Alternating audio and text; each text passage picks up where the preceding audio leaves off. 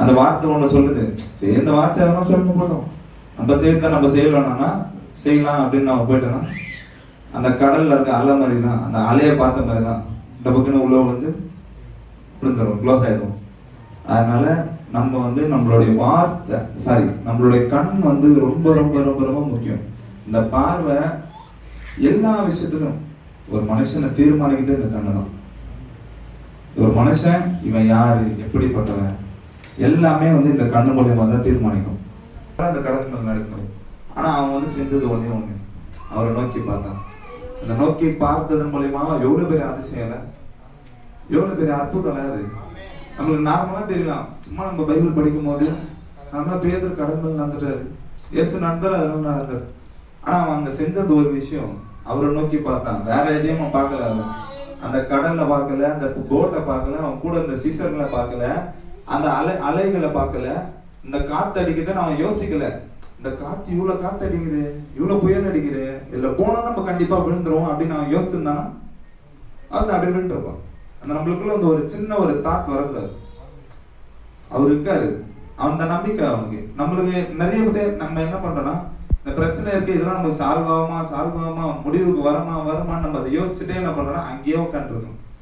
பிரச்சனை கருத்துலாம் நம்ம யோசிக்க தேவையில்ல. நம்ம எதிர்க்க ஒருத்தர் இருக்காரு, அவரை மட்டும் நோக்கி பார்த்தா போதும். இந்த பிரச்சனைகள் எல்லாமே நம்மளுக்கே தெரியாது எப்போ சால்வ் ஆச்சு, எப்படி சால்வ் ஆச்சு, எப்படி அந்த பிரச்சனைகள்லாம் முடிஞ்சதுன்னு.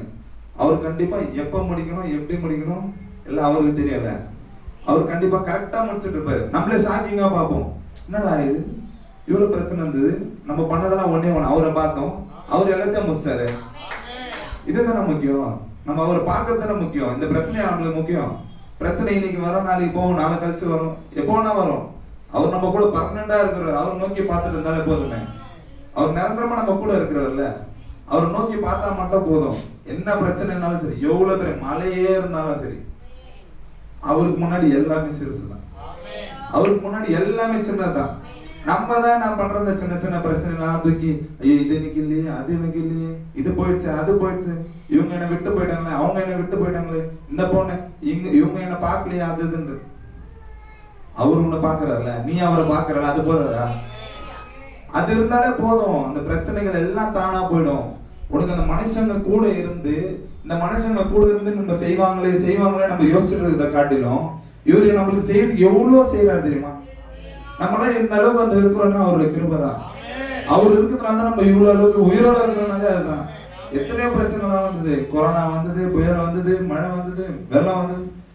அதுல ஒரு விஷயத்துல நம்ம உயிரோட, சின்ன சின்ன விஷயத்துல நம்மளுக்கு எதனா ஒரு ப்ராப்ளம் வந்துச்சுன்னா கூட இறந்துருந்தோம்னா அவ்வளவுதான். ஆனா அவருக்கு தானே நம்ம உயிரோட இருக்கிறோம். ஆமீனா இல்லையா?